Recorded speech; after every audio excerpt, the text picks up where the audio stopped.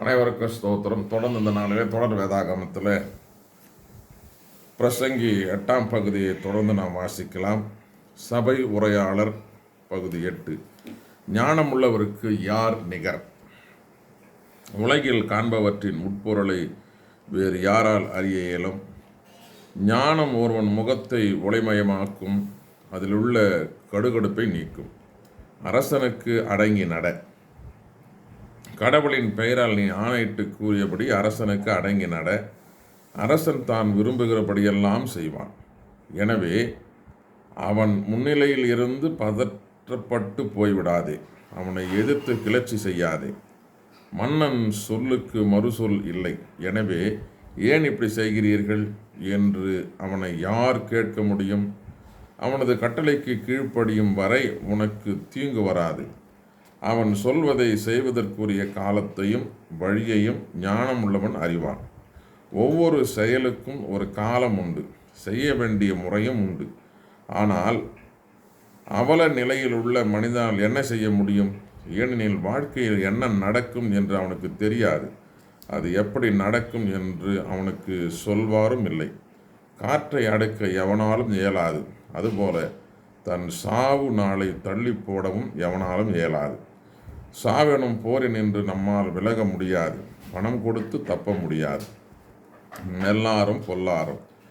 உலகில் செய்யப்படும் செயல்கள் அனைத்தையும் பயிற்சி சிந்தனை செய்தபோது இவற்றையெல்லாம் கண்டேன். ஒருவன் மேல் ஒருவன் அதிகாரம் செலுத்துவதால் துன்பம் விளைகிறது. பொல்லார் மாண்ட பின் அடக்கம் செய்யப்படுகின்றனர். அடக்கம் செய்தவர்கள் கல்லறை தோட்டத்திலிருந்து வீடு திரும்பி அந்த பொல்லார்த்தி செயல் புரிந்த ஊரிலேயே அவர்களை பாராட்டி பேசுகிறார்கள். எல்லாம் வீணான செயலே. மக்கள் தீமை செய்ய துணிவதேன்? தீமை செய்வோருக்கு விரைவிலேயே தண்டனை அளிக்காதது தான் இதற்கு காரணம். பாவி 100 முறை தீமை செய்து நெடுங்காலம் வாழ்ந்தாலும் கடவுளுக்கு அஞ்சி நடப்பவர்களே நலமுடன் வாழ்வார்கள் என்பதை நான் அறிவேன். ஏனெனில் அவர்கள் அவருக்கு அஞ்சி நடக்கிறார்கள். ஆனால் தீயவர்கள் நலமுடன் வாழ மாட்டார்கள். நிழல் நீள்வது போல அவர்களது வாழ்நாள் நீளாது. ஏனெனில் அவர்கள் கடவுளுக்கு அஞ்சி நடப்பதில்லை. வேறொரு பொருத்தமற்ற காரியமும் உலகத்தில் காணப்படுகிறது. சில வேளைகளில் பொல்லாருக்குரிய தண்டனை நல்லாருக்கு கிடைக்கிறது. நல்லாருக்குரிய பயன் பொல்லாருக்கு கிடைக்கிறது. இது பொருத்தமற்றது என்கிறேன். எனவே மனிதர் களிப்புடன் இருக்க வேண்டும் என்ற முடிவுக்கு வந்தேன். உண்பதும் குடிப்பதும் களிப்பதுமே அன்றி மனிதருக்கு உலகில் நலமானது வேறு எதுவும் இல்லை. உலகில் கடவுள் அவருக்கு அருளும் வாழ்நாளில் அவரது உழைப்புக்கு கிடைக்கும் நிலையான பயன் இதுவே. நான் ஞானத்தை அடையவும் உலகில் நடப்பதை அறியவும் முயன்ற பொழுது இதை கண்டதில்லை. ஒருவர் அல்லும் பகலும் கண்விழித்திருந்து பார்த்தாலும் கடவுளின் செயலை அவரால் புரிந்து கொள்ள இயலாது. மனிதர் எத்துணை முயன்றாலும் அவரால் அதை கண்டு கொள்ள இயலாது. ஞானம் உள்ளவர்கள் அது தங்களுக்கு தெரியும் என்று சொல்லிக் கொள்ளலாம். ஆனால் அவர்களுக்கும் அது தெரியாது. பகுதி 9 தொடர்ந்து வாசிக்கலாம். இவை அனைத்தையும் ஆழ்ந்து எண்ணி பார்த்தேன். நல்லாரும் ஞானம் உள்ளவர்களும் செய்வதெல்லாம் அவர்கள் அன்பு கொள்வதும் பகைப்பதும் கூட கடவுளின் கையிலேதான் இருக்கிறது. இனி வரப்போவது என்ன என்பது யாருக்கும் தெரியாது. விதித்துள்ளபடிதான் எல்லாருக்கும் எல்லாம் நேரிடும். நேர்மையானவர்களுக்கும் பொல்லாதவர்களுக்கும் நல்லவர்களுக்கும் கெட்டவர்களுக்கும் மாசற்றவர்களுக்கும் மாசு உள்ளவர்களுக்கும் பலி செலுத்துகிறவர்களுக்கும் பலி செலுத்தாதவர்களுக்கும் விதித்துள்ளபடி தான் நேரிடும். பொல்லாருக்கு நேரிடும் விதிப்படியே நல்லாருக்கும் நேரிடும். நேர்ந்து கொள்ள தயங்குகிறவருக்கு நேரிடும் விதிப்படியே நேர்ந்து கொள்ளுகிறவருக்கும் நேரிடும்.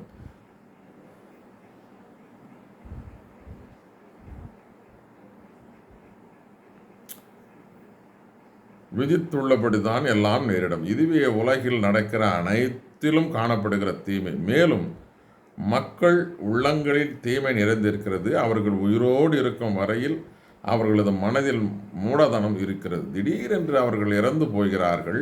ஆயினும் ஒருவன் உயிரோடு இருக்கும் வரையில் நம்பிக்கைக்கு இடம் உண்டு. செத்து போன சிங்கத்தை விட உயிருள்ள நாயே மேல். ஆம், உயிருள்ளோர் தாம் இறப்பது திண்ணம் என்பதையாவது அறிவர். ஆனால் இறந்தோரோ எதையும் அறியார். அவர்களுக்கு இனிமேல் பயன் ஏதும் கிடையாது. அவர்கள் அறவே மறக்கப்படுவார்கள். அவர்களுக்கு அன்பு, பகைமை, பொறாமை எதுவும் இல்லை. இப்பரந்த உலகில் நடக்கும் எதிலும் அவர்கள் பங்கெடுக்கப் போவதில்லை.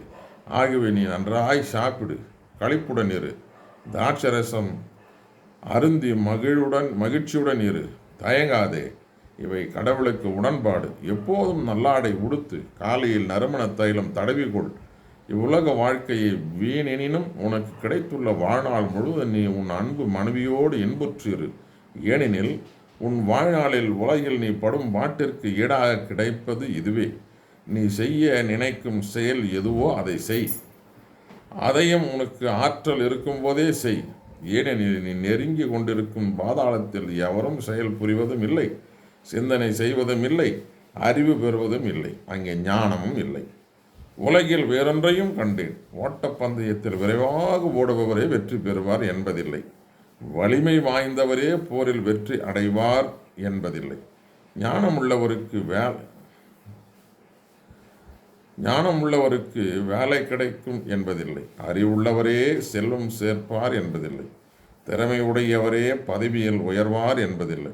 எவருக்கும் வேலையும் வாய்ப்பும் செம்மையாய் அமைய வேண்டும். தமக்கு துன்ப வேலை எப்பொழுது வரும் என்று ஒருவருக்கு தெரியாது. வலையில் அகப்படும் மீன்களைப் போலவும் கண்ணில் சிக்கும் பறவைகளைப் போலவும் அவர் சிக்கிக் கொள்வார். எதிர்பாராத வகையில் அவருக்கு கேடு காலம் வரும். ஞானத்தை பற்றிய சிந்தனைகள். நான் கண்ட வேறொன்றும் உண்டு. இவ்வுலகில் ஞானம் எவ்வாறு மதிக்கப்படுகிறது என்பதை அது நன்கு எடுத்து காட்டுகிறது. சிறிய நகர் ஒன்று இருந்தது.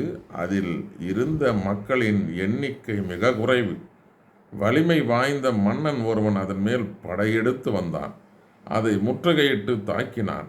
அந்நகரில் ஞானமுள்ளவன் ஒருவன் இருந்தான். ஆனால் அவன் ஓர் ஏழை.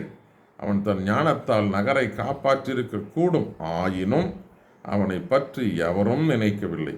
வலிமையை விட ஞானமே சிறந்தது என்பதே என் கருத்து.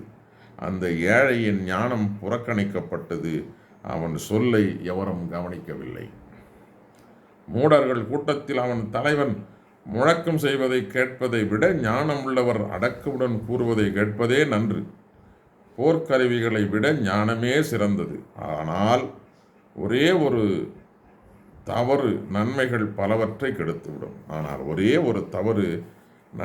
பலவற்றை கெடுத்துவிடும். வாசிக்க தெரிந்து கொள்ளப்பட்ட திருமறை பகுதிகள் வாசித்து முடிந்தாயிற்று. பிரியமானவர்களே, தொடர்ந்து இந்த தொடர் வேதாகமத்தில் இணைந்திருங்கள். கர்த்தர் நம்மையும் குடும்பங்களையும் பிள்ளைகளையும் எதிர்கால வாழ்வையும் ஆசீர்வதித்து வழிநடத்தி காப்பாராக. ஆமென்.